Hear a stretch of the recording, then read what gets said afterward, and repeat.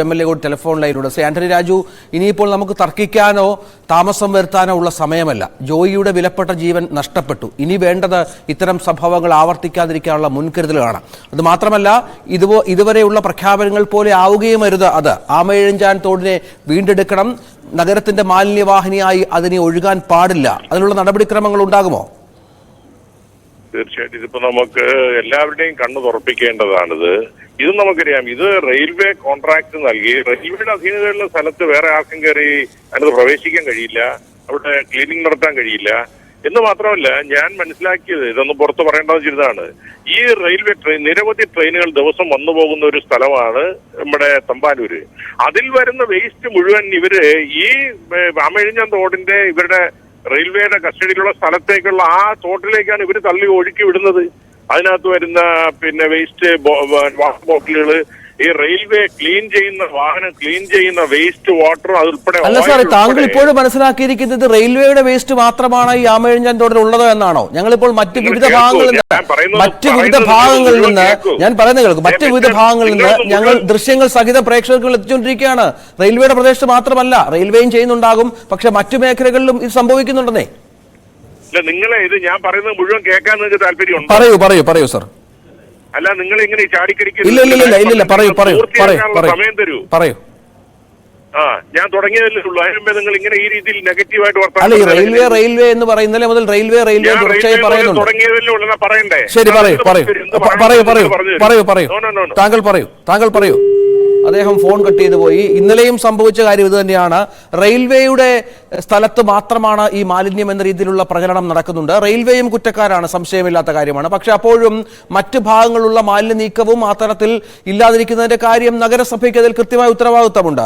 അവിടെ ഭരിക്കുന്ന MLAക്ക് ഉത്തരവാദിത്തമുണ്ട്. അവിടെ കാലാകാലങ്ങളായി ഇത് കോടിക്കണക്കിന് രൂപ പാഴാക്കി കളഞ്ഞ ഭരണാധികാരികൾക്ക് വളരെ കൃത്യമായ ഉത്തരവുണ്ട് എന്ന കാര്യത്തിൽ, ഉത്തരം വേണം എന്ന കാര്യത്തിൽ യാതൊരു സംശയവുമില്ല. പക്ഷെ അതൊന്നും സംഭവിക്കുന്നില്ല. ഇപ്പോഴും വാഗ്ദാനങ്ങളുണ്ട്. ആമയിഴഞ്ചാൻ തോട് വൃത്തിയാക്കുമെന്ന കാര്യത്തിൽ യുദ്ധകാലാടിസ്ഥാനത്തിൽ നടപടി സ്വീകരിക്കുമെന്ന് പറയുന്നു. എത്രത്തോളം അത് മുന്നോട്ട് പോകുമെന്നത് കാത്തിരുന്നു കാണേണ്ടി വരും. വിനോദ്, ഇത് തന്നെയാണ് ഈ ഭരണാധികാരികൾ തുടർച്ചയായി പറയുന്നത്. ഈ കുറ്റപ്പെടുത്തലുകൾക്കപ്പുറം കാര്യങ്ങൾ പ്രാക്ടിക്കലായി നടക്കുന്നതിന് എന്ത് സംവിധാനം ഇവർ ഒരുക്കുന്നു എന്നത് വളരെ പ്രധാനപ്പെട്ട ഒന്നല്ലേ? ഇനിയെങ്കിലും ഇവരുടെ കണ്ണ് തുറപ്പിക്കത്തക്ക വിധത്തിലുള്ള ജനവികാരം വല്ലാതെ എതിരാകുന്ന തരത്തിലുള്ള സംഭവവികാസങ്ങളാണ് കഴിഞ്ഞ 2 ദിവസമായി നടക്കുന്നത്.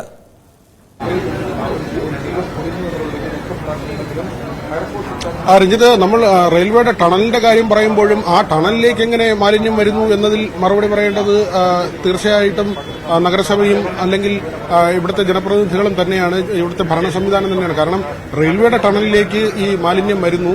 അത് ഏതാണ്ട് 117 മീറ്റർ ടണൽ. അതിനുള്ളിലേക്ക് ആരെയും കയറ്റില്ല, റെയിൽവേ ക്ലീൻ ചെയ്യില്ല.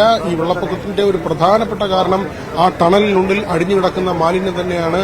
അത് മനസ്സിലാക്കി തരുന്ന ഒരു അനുഭവമാണ് നമ്മുടെ മുന്നിലൂടെ കടന്നു പോകുന്നത്. പക്ഷേ എങ്ങനെ റെയിൽവേയുടെ ടണൽ വരെ ഈ മാലിന്യം ഒഴുകിയെത്തുന്നു എന്നത് ഒരു പ്രധാനപ്പെട്ട ചോദ്യമാണ്. അതിന് തൊട്ട് മുൻപിലുള്ളത് ബസ് സ്റ്റാൻഡാണ്, KSRTC ബസ് സ്റ്റാൻഡാണ്. അവിടെ ധാരാളം കടകളുണ്ട്. തമ്പാനൂരിൽ നമുക്കറിയാം, ബസ് സ്റ്റാൻഡിന്റെ ഒരു വശം നിറയെ കടകളാണ്.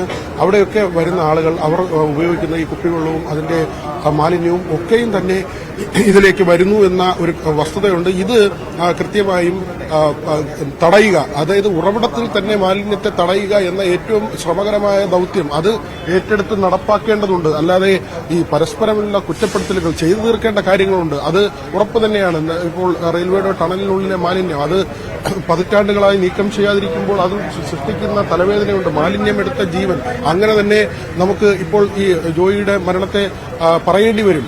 അതേസമയം ഈ മാലിന്യം ഒരിടത്ത് കുമിഞ്ഞുകൂടുമ്പോൾ മറ്റിടങ്ങളിൽ നിന്ന് വീണ്ടും വീണ്ടും ഒഴുകിയെത്തുന്ന നിലയുണ്ട്. നമ്മൾ ഇന്നലെ തന്നെ ഈ ജോയിക്ക് വേണ്ടിയുള്ള തിരച്ചിലിന് അവിടെ നിൽക്കുമ്പോൾ റെയിൽവേയുടെ ഭൂമിയിലേക്ക് മാലിന്യം ഒഴുകി വരുന്നുണ്ട്. അപ്പോഴും പ്ലാസ്റ്റിക് കുപ്പികൾ നിർബാധം ഒഴുകി വരികയാണ്. അതായത് വീണ്ടും ഈ ആമയിഴഞ്ചാൻ തോട്ടിൽ നിന്ന് മാലിന്യം ഒഴുകി വരുന്ന ഒരു നിലയുണ്ട് എന്ന ഒരു സാഹചര്യം തന്നെയാണ്. നമ്മൾ അതുകൂടി കണ്ടു തന്നെ പോകണം. എല്ലാ കുറ്റവും റെയിൽവേ എന്ന നിലയിലല്ല, മറിച്ച് ഈ മാലിന്യം റെയിൽവേയുടെ ടണൽ കഴിഞ്ഞ് വീണ്ടും ഈ തോട്ടിലേക്ക് മാലിന്യം വലിച്ചെറിയുന്ന പ്രവണതയുണ്ട് പലയിടങ്ങളിലായി. അത്തരത്തിൽ ഈ കണ്ണമുല്ല ഭാഗത്തൊക്കെയും കണ്ണമുല്ല പാലത്തിന്റെ ഭാഗത്തൊക്കെയും ഒരു സംരക്ഷണ വേലിയോ അങ്ങനെ ഭിത്തിയോ ഒന്നും തന്നെ ഇല്ല. ഉയരത്തിൽ കമ്പിവേലി കെട്ടിയിട്ടില്ല. അവിടെയൊക്കെ ആർക്കും മാലിന്യം വലിച്ചെറിയാം എന്ന നിലയിൽ തുറന്നു കിടക്കുന്ന നിരവധി സ്ഥലങ്ങളുണ്ട്. അതുകൊണ്ട് ഏതെങ്കിലും ഒരു സ്ഥലത്തെ പ്രശ്നമായി അത് കാണുമ്പോൾ തന്നെ ഇപ്പോൾ കുമിഞ്ഞുകൂടി കിടക്കുന്നത് ഒരു വലിയ വിഷയം തന്നെയാണ്. ജലത്തിന്റെ ഒഴുക്ക് 117 മീറ്റർ ഈ വെള്ളം ഒഴുക്ക് തടസ്സപ്പെടുന്നു എന്നത് അത്യന്തം ഗൌരവമായ ഒരു കാര്യം തന്നെയാണ്. അതിന്റെ ഒഴുക്ക് പതുക്കെ ആകുമ്പോൾ നഗരം പെട്ടെന്ന് വെള്ളത്തിൽ മുങ്ങുന്നു എന്നൊരു വസ്തുതയാണ്. ടണലിന്റെ ശുചീകരണം തന്നെയാണ് ഒന്നാമത്തെ കാര്യം. അതിൽ റെയിൽവേ വരുത്തുന്ന അലംഭാവം അത് ഏറ്റവും ഗുരുതരമായ തെറ്റ് തന്നെയാണ്. അക്കമിട്ട് നിരത്തുമ്പോൾ ഒന്നാമത്തെ കുറ്റമായി വെക്കേണ്ടത് ആ റെയിൽവേയുടെ അലംഭാവം തന്നെയാണ്. എങ്കിലും നമ്മൾ പറയുന്നത് അവിടെ കൊണ്ടും അവസാനിക്കുന്നില്ല. കാരണം ഈ ടണലിന് മുന്നേ ടണലിലേക്ക് എങ്ങനെയാണ് ഈ മാലിന്യം ഒഴുകിയെത്തുന്നത് അത് തടയാൻ എന്തുകൊണ്ട് നഗരസഭയ്ക്ക് കഴിയുന്നില്ല, അല്ലെങ്കിൽ നമ്മുടെ റവന്യൂ വകുപ്പിന് കഴിയുന്നില്ല എന്ന ചോദ്യം അവശേഷിക്കുന്നുണ്ട്. ആ നിലയ്ക്ക് കാര്യങ്ങളുണ്ട്. ഇത് തീർത്തും ഉത്തരവാദിത്വത്തോടെയുള്ള ഒരു സമീപനമാണ് എല്ലാ വശത്തു നിന്നും ഉണ്ടാകേണ്ടത്. അതിന് പരസ്പരം പഴിചാരിയതുകൊണ്ട് അർത്ഥമില്ല.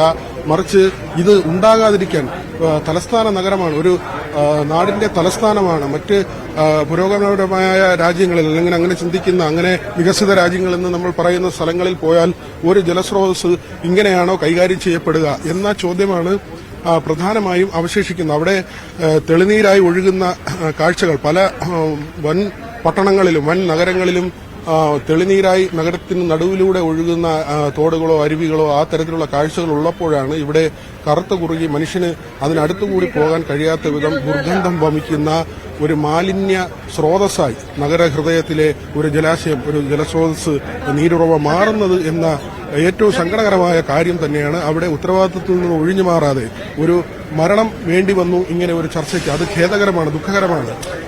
ഒരു മാലിന്യ ഇടത്തെ വിനോദങ്ങളുടെ പ്രശ്നം. കാരണം ഇവരുടെയൊക്കെ കൺമുമ്പിലൂടെ ഒഴുകുന്ന ഇവർ ദിവസവും ഈ പ്രദേശത്തൂടെ യാത്ര ചെയ്യുന്ന ഭരണാധികാരികളാണ്. ഇതുമായി ബന്ധപ്പെട്ട പ്രശ്നങ്ങൾ നിരവധി തവണ പരാതിയായി ഇവർക്ക് മുന്നിൽ എത്തിയതാണ്.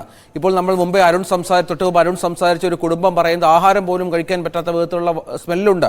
അവിടെ നഗരസഭയുടെ ശുചീകരണ സംവിധാനങ്ങളുണ്ട് എങ്കിൽ പോലും അത് കാര്യക്ഷമമായി നടപ്പിലാക്കുന്നുണ്ട് എന്ന് ഉറപ്പുവരുത്തേണ്ട നഗരസഭയാണ്.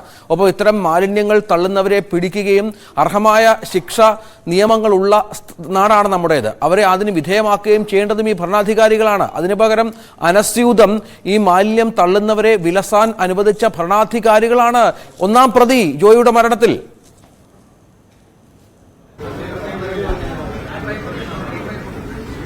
ഇത് അങ്ങനെ തന്നെയാണ്. കാരണം ഉത്തരവാദിത്വത്തിൽ നിന്ന് ഒഴിഞ്ഞു മാറിയതുകൊണ്ട് കാര്യമില്ല എന്ന് തന്നെയാണ് പറയേണ്ടത്. കാരണം ഇത് കാലങ്ങളായി നടക്കുന്ന ഒരു പ്രക്രിയ. ഈ മാലിന്യം വലിച്ചെറിയും, ഉറവിടത്തിൽ തന്നെ മാലിന്യ സംസ്കരണം എന്ന എത്രയോ പദ്ധതികൾ നഗരസഭയുടെ കൌൺസിൽ യോഗങ്ങളിലൊക്കെ നമ്മൾ പോയി ഇരിക്കാറുള്ളതാണ്. പലപ്പോഴും അത് എത്രയോ വർഷങ്ങളായി, 10-20 വർഷമായി നമ്മൾ ഈ തൊഴിലിന്റെ ഭാഗമായി നിൽക്കുമ്പോഴും നഗരസഭ മാറി മാറി വന്ന ജയൻ ബാബു ആകട്ടെ, ചന്ദ്രിക, ഇപ്പോൾ ആര്യ രാജേന്ദ്രൻ, അതിനിടയ്ക്ക് മറ്റ് പല മേയർമാർ, ഇങ്ങനെ പല മേയർമാരുടെ കൌൺസിൽ യോഗങ്ങൾ നേരിട്ട് കണ്ടിട്ടുള്ള ഒരു വ്യക്തിയാണ് ഞാൻ. ഈ കൌൺസിൽ യോഗങ്ങൾ റിപ്പോർട്ട് ചെയ്യാൻ പോയിട്ടുള്ള ഒരാളാണ് ഞാൻ. അവിടെ എത്രയോ കൌൺസിൽ യോഗങ്ങളിൽ ഈ മാലിന്യ സംസ്കരണവുമായി ബന്ധപ്പെട്ട വിഷയങ്ങൾ ചർച്ച ചെയ്യപ്പെടുന്നുണ്ട്. പക്ഷേ ഇപ്പോഴും നഗരസഭ പറയുന്നൊരു കാര്യമുണ്ട്. ഏപ്രിൽ 13 റെയിൽവേക്ക് കത്ത് കൊടുത്തു, അതിനുശേഷം 2 കത്ത് കൊടുത്തു, മാലിന്യം നീക്കം ചെയ്തില്ലെങ്കിൽ പിഴ ചുമത്തുമെന്ന് കാണിച്ച് ഏറ്റവും ഒടുവിലത്തെ കത്ത് കൊടുത്തു. പക്ഷേ അവിടെ ഈ തീരുമാനമാകുന്നില്ലെങ്കിൽ കളക്ടറുമായി ബന്ധപ്പെട്ട് ജില്ലാതല ചർച്ചയിൽ, ജില്ലാ ഭരണകൂടത്തിന്റെ ചർച്ചയിൽ പ്രശ്നങ്ങൾ പരിഹരിക്കപ്പെടുന്നില്ലെങ്കിൽ തീർച്ചയായും ഇത് ചീഫ് സെക്രട്ടറി ഇടപെടേണ്ട ഒരു വിഷയമാണ്. കാരണം നമുക്ക് 2015 ഒരു അനുഭവം നമ്മുടെ മുന്നിലുള്ളതാണ്. ഓപ്പറേഷൻ അനന്ത. അന്ന് ജിജി തോംസണാണ് ചീഫ് സെക്രട്ടറി ആയിരുന്നത്. ബിജു പ്രഭാകർ തിരുവനന്തപുരം ജില്ലാ കളക്ടറായിരുന്നു. ജനങ്ങളുടെ വളരെ വലിയ പിന്തുണ ലഭിച്ച ഒരു പ്രക്രിയയായിരുന്നു ഈ ഓപ്പറേഷൻ അനന്ത.